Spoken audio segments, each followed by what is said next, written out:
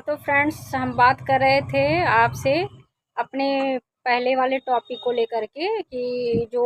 Stitch के ऊपर professional जाना चाहते हैं, सिलाई। एक मशीन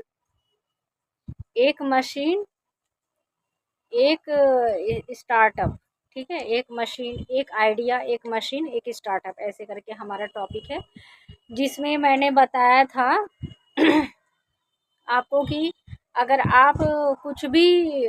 वर्क फ्रॉम होम में अगर आप अपने आप को सही माने, सही आज के टाइम के अनुसार अगर समझें, तो वर्क फ्रॉम होम ही सबसे ज़्यादा सेफ वर्क है,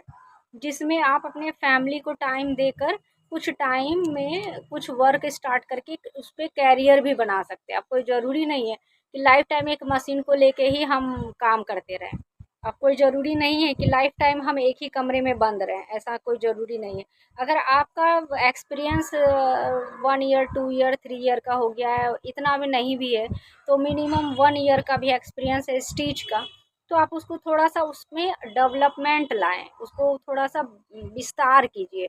काहे कि किसी भी कला को जो है ना, विस्तार की ज़रूरत होती है, बृहद विस्तार फैलने की ज़रूरत होती है। तो अगर अगर जैसे आपके माइंड में एक आपके हाथ में एक कला है सिलाई का, तो कोई छोटी मोटी कला नहीं है, विद्या नहीं है, ये बहुत आज के टाइम के लिए बहुत ज़रूरी और बहुत सही विद्या है। आप सिलाई सिखा भी सकते हैं और सिलाई कर भी सकते हैं, आप दोनों काम कर सकते हैं, सिलाई करके भी इनकम कर सकते हैं, सिलाई ट्रिक की ट्रेनिंग देकर भी इनकम कर सकते हैं। आप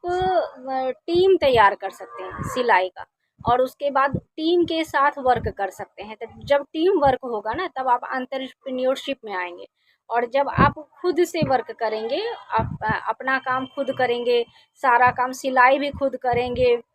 सिलाई के लिए ऑर्डर भी खुद लेंगे, कॉलिंग भी खुद कॉलिंग का वर्क भी आप खुद ही करेंगे, आप डिज़ाइनिंग भी खुद बनाएंगे, आप उसकी वीडियो भी खुद बनाएंगे, आप फ्लायर भी खुद तैयार करेंगे, उसको फ्लायर को ऐड भी खुद से ही करेंगे। तो सारा काम जब खुद से करने लगेंगे तो थोड़ा ही काम होगा, लेकिन अगर इसको मैनेज इसका ना रूटीन बना लेंगे कि एक 1 डे मुझे ना स्टिच तो रेगुलर करना है डेली रूटीन के अनुसार, लेकिन क्या करना है, वीक में 1 डे वीडियोस बना बना करके शेयर भी कर देना है चैनल में, यूट्यूब चैनल भी बना लेना है। कम से कम वीक में कम से कम 7 डेज होते हैं, 7 नहीं तो कम से कम 4-5 वीडियो, कम से कम 5 वीडियो, 2-3 वीडियो भी अगर आपका होता है, तो उसको फिर धीरे धीरे धीरे धीरे उसमें अपने आप ऐड होते जाएगा, बढ़ते जाएगा बढ़ते जाएगा, अपने आप वायरल भी हो जाएगा खुद ही। आपको कुछ उसमें ज़्यादा अमाउंट पे करने की ज़रूरत नहीं है, मैं फ्री का बता रही हूँ। यूट्यूब चैनल में इन्वेस्ट करने की कोई ज़रूरत नहीं, आपको वीडियो बनाकर सेव करके रख लेना है आगे के टाइम के ट्रेनिंग के लिए। नेक्स्ट अगर कभी किसी को आपको सिखाना होगा, तो आपकी वो लर्निंग वाली वीडियो उसको वर्क काम कर जाएगी। फिर देन उसके बाद ये काम कर लिए, फिर देन उसके बाद ना आप डिज़ाइनिंग पे वर्क कीजिए। यूट्यूब चैनल से आप फ्री में डिज़ाइनिंग सीख सकते हैं, आपको कहीं से ट्रेनिंग लेने की ज़रूरत नहीं। बट अगर आप प्रोफेशनल की सोचें, तो इस फील्ड में ये एक बृहद फील्ड है, डिज़ाइनिंग का, फैशन का बृहद फील्ड है। इसमें आप बुटीक से स्टार्ट कर सकते हैं, बुटीक से स्टार्ट कीजिए और एंटरप्रेन्योरशिप तक जाइए। वन अगर एक वन हैंड वर्क रहेगा, एक एक पर्सन अगर आप ही सोलोप्रेन्योरशिप में वर्क करेंगे, तो बुटीक सही है, उसमें ड्रेस भी आपके रखा रहेगा, कपड़े भी रखे रहेंगे, ऑर्डर भी आएंगे, आप डिज़ाइनिंग करेंगे भी, और डिज़ाइन किया हुआ कपड़ा डिज़ाइन किया हुआ रख रख करके उसको ऐड भी करके दिखा सकते हैं,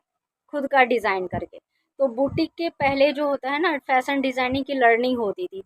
इसके पहले निफ्ट निफ्ट की लर्निंग होती थी।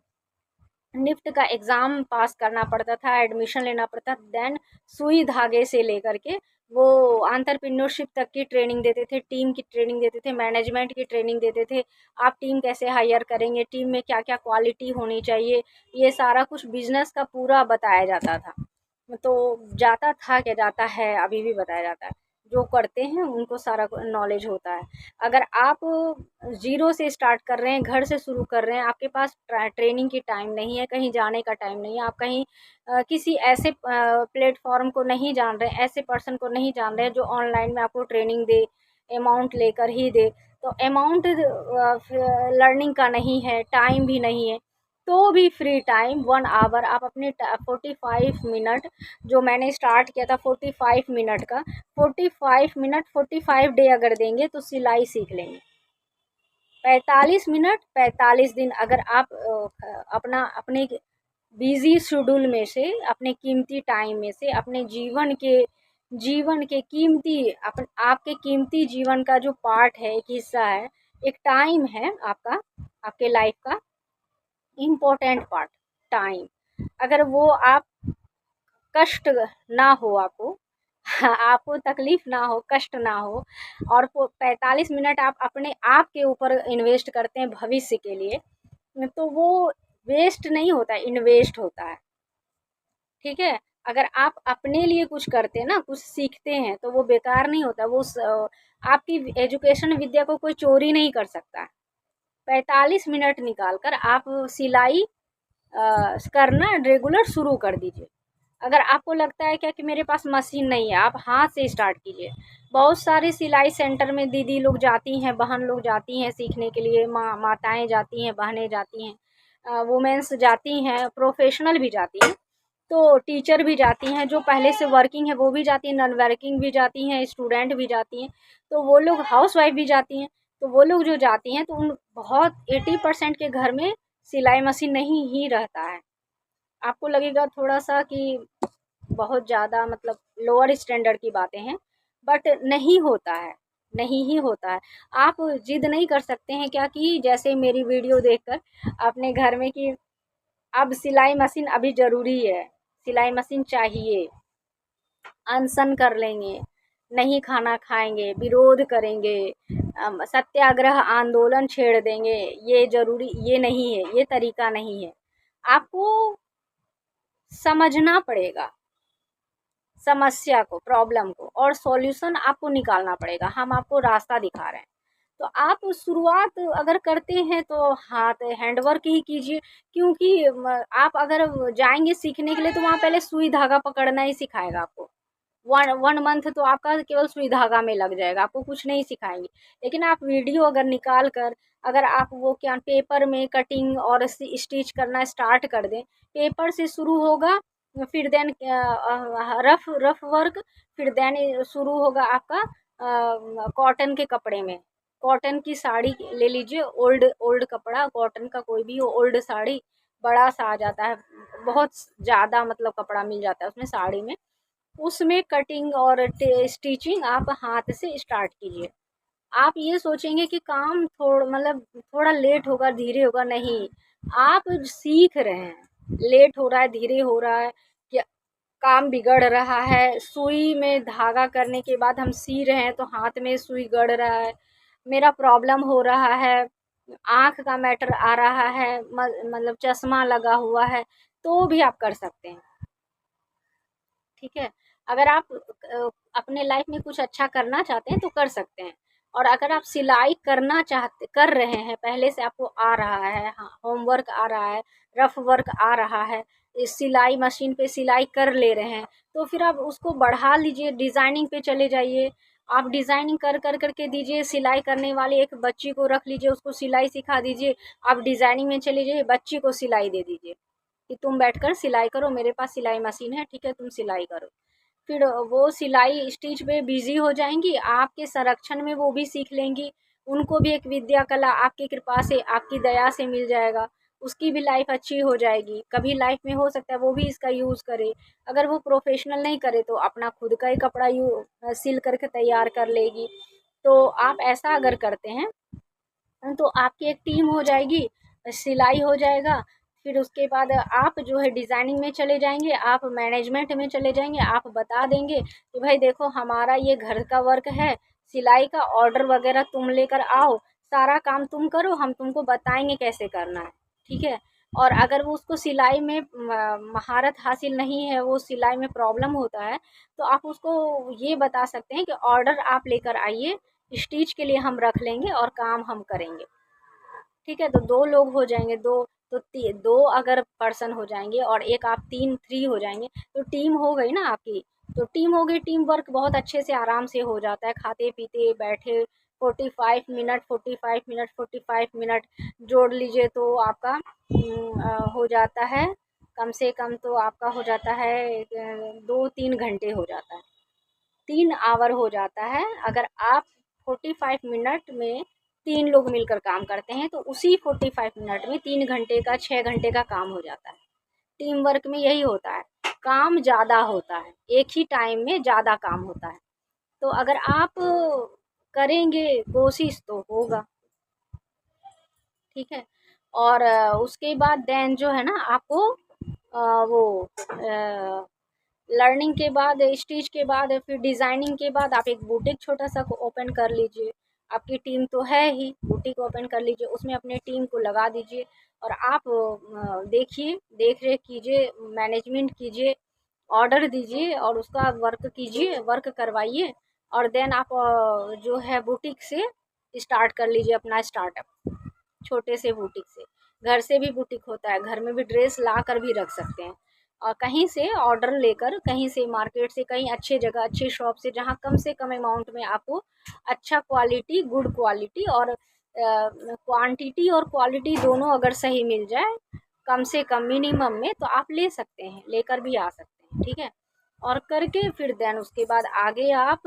देखेंगे कि अमाउंट तो आना स्टार्ट हुआ है, ख़त्म नहीं होता है, क्योंकि कोई क्लाइंट प्रोस्पेक्ट आपके होंगे जो परमानेंट आ जाएंगे, कुछ प्रोस्पेक्ट आपके होंगे जो आएंगे फिर नहीं आएंगे, उनके पास बहुत सारे ऑप्शन होते हैं वो चले जाएंगे। बट कुछ प्रोस्पेक्ट ऐसे होंगे जो आपके बिहेव से ही आपसे जुड़ेंगे और आपके रिलेशन अच्छी बनने के कारण वो भी आपको बोलेंगे कि हम भी यहाँ पे वर्क करना चाहते हैं, सीखना चाहते हैं और काम करना चाहते हैं, हम भी अपने लाइफ में कुछ अच्छा करना चाहते हैं। वो अपनी बात बताएंगे, अपनी प्रॉब्लम शेयर करेंगे, तो उनको उनकी बातों को भी सुनना है, उनको भी थोड़ा सा अपना माइंड, अपना आइडिया दे देना है, वो अपने घर में करे, ये करे। अगर आप पेमेंट आप देना चाहते हैं, आपके पास पेमेंट का प्रॉब्लम नहीं है, तो फिर आप हायर कर सकते हैं, लेकिन बच्चे के साथ बड़े नहीं चल पाएंगे, अब बड़े के साथ बच्चे नहीं चल पाएंगे, मीन्स कि बहुत पहले से आप जिसको रखे हुए ना फिर उनको प्रॉब्लम करेंगे। तो आप सेम एज ग्रुप के और सेम ही टाइप के लोग को रखेंगे, कम जानने वाले को अगर रखे हैं तो वो काम करेंगे। और अगर आप एक्सपीरियंस होल्डर को लाएंगे तो उनके पास ऑप्शन बहुत ज़्यादा रहता है, जो शुरू से शुरू करते हैं ना वो लंबे टाइम तक चलते हैं,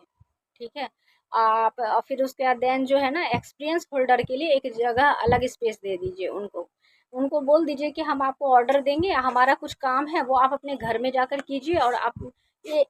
इस टाइम में मुझे, सेम टाइम में सेम डेट में मुझे मेरा प्रोडक्ट लाकर दे दीजिए तैयार करके, उसका अमाउंट हम जब वो सेल होगा देन हम देंगे, आप अपने घर से तैयार करके लाइए, अगर सेल होता है सेल होने के बाद हम पेमेंट करेंगे, एडवांस पेमेंट वाला नहीं। अगर इस तरह से चल सकते हैं तो ठीक है, अदरवाइज में अगर वो बोलते हैं तो आप बोलिए क्या कि हम परचेज़ करेंगे, आप तैयार कीजिए, आपका प्रोडक्ट अच्छा लगेगा तो हम आपसे परचेज़ करेंगे, उनकी डिज़ाइनिंग को भी रखिए, कोई दिक्कत नहीं है। तो फिर उसके इस तरह से आपका वर्क अच्छा हो जाएगा और आपकी टीम भी सही हो जाएगी, ठीक है। और आपका एक स्टार्टअप स्टार्ट हो जाएगा, आपका मन लग जाएगा, आपका टाइम जो बर्बाद हो रहा था, खाली समय बैठे हुए थे बेकार का, वो खाली समय आपका जो है ना किसी काम में आ जाएगा, लग जाएगा। कुछ ऐसे भी लोग होंगे जो बोलेंगे बहुत अच्छा आपने किया,